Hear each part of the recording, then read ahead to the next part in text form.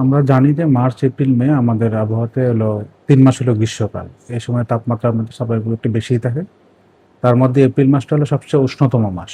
এই সময় আমরা তাপমাত্রাটা একটু বেশি পাই স্বাভাবিকের তুলনায়। আর 2024, 25 এবং 26 যদি তুলনা করি, তা 3টা বছরই ব্যতিক্রম। 2024-এ আমাদের তাপমাত্রা তুলনামূলক বেশি ছিল অনেক, 25-এ একটু কমে গেছে। আর 24 এপ্রিলের 9 তারিখ পর্যন্ত চিন্তা করি তাপমাত্রা অনেকটা কম। যেহেতু প্রায় দিনই আমাদের কোথাও না কোথাও বৃষ্টি হচ্ছে, কালবৈশাখী ঝড় আকার, এই জন্য তাপমাত্রা কম।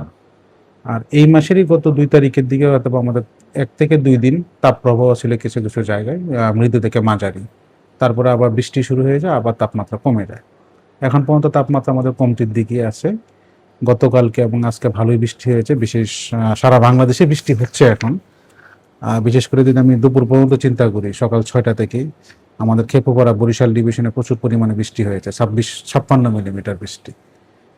কালকে পর্যন্ত এরকম বৃষ্টির ধারাটা একটু অব্যাহত থাকতে পারে। আজকে যেরকম হয়েছে কালকে তুলনামূলক একটু কম থাকতে পারে। তারপরে 11 তারিখে কাছাকাছি সময় থেকে আমাদের তাপমাত্রা বাড়া শুরু হতে পারে, বৃষ্টিপাতের প্রবণতা সারা দেশে কমে আসতে পারে। 11, 12, 13 যত দিন যাবে, যত সামনের সময়গুলোতে সামান্য পরিমাণ তাপমাত্রা প্রতিদিনই কিছু না কিছু বাড়তে পারে। আগামীকালকে তাপমাত্রাটা একটু বেশি বাড়তে পারে, যেহেতু আমাদের অনেকদিন বৃষ্টি গিয়েছে, তাপমাত্রা অনেকটা কমতির দিকে। আগামীকালকে তাপমাত্রাটা একটু বেশি বাড়তে পারে, তারপর দিন থেকে সামান্য পরিমাণ একটু একটু বাড়তে পারে। হয়তোবা 2-1 দিন পরই আমাদের তাপপ্রবাহ কোনো কোনো জায়গায় শুরু হতে পারে, বিশেষ করে রাজশাহী কিংবা খুলনা ডিভিশন, ওই জায়গাগুলোতে আগে শুরু হয়। এবং সামনের দিনগুলোতে ওইখানে আমাদের তাপমাত্রাটা বেশি বাড়তে পারে এবং তাপপ্রবাহ হয়তোবা শুরু হতে পারে। কালবৈশাখী সময় আমরা দেখি যে কালবৈশাখী প্রচুর বাতাস থাকে, শিলাবৃষ্টি হয়, মাঝে মাঝে ফসলের ক্ষতি হয়। ফসলের কতটুকু ক্ষতি হলো, কোথায় ক্ষতি হলো, সেটা কৃষি অধিদপ্তর পরিমাপ করে। আর একটা হলো আবার কোথাও বন্যা হলো কিনা, সেটা বন্যা সামনের দিনগুলোতে আসলে এরকম অতিবৃষ্টি আসতে পারে কিনা, বা অতিবৃষ্টি এই সময় হয় না। এই সময় আমাদের মার্চ এপ্রিল মে মাসে যে বৃষ্টিপাতটা হয়, এটা কালবৈশাখী ঝড় আকারে বৃষ্টিপাত হয়।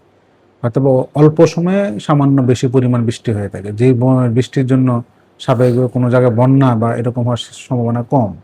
আর বিশেষ করে আমাদের বাংলাদেশের উত্তর বা উত্তর পূর্ব পাশে আসাম, মেঘালয় যেসব রাজ্যগুলো রয়েছে, প্রচুর পরিমাণে বৃষ্টি হয় এই সময়।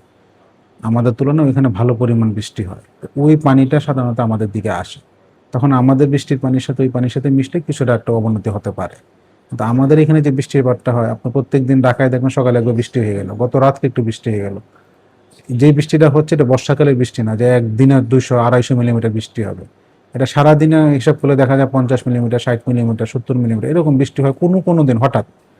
আর এই সময় এত পরিমাণ বৃষ্টি আমরা একসাথে পাই না, যদি আমাদের সাগরের ঘূর্ণিঝড় তৈরি না হয়। তো এখনো ঘূর্ণিঝড় তৈরি হয়নি বা আপাতত সম্ভাবনা নাই।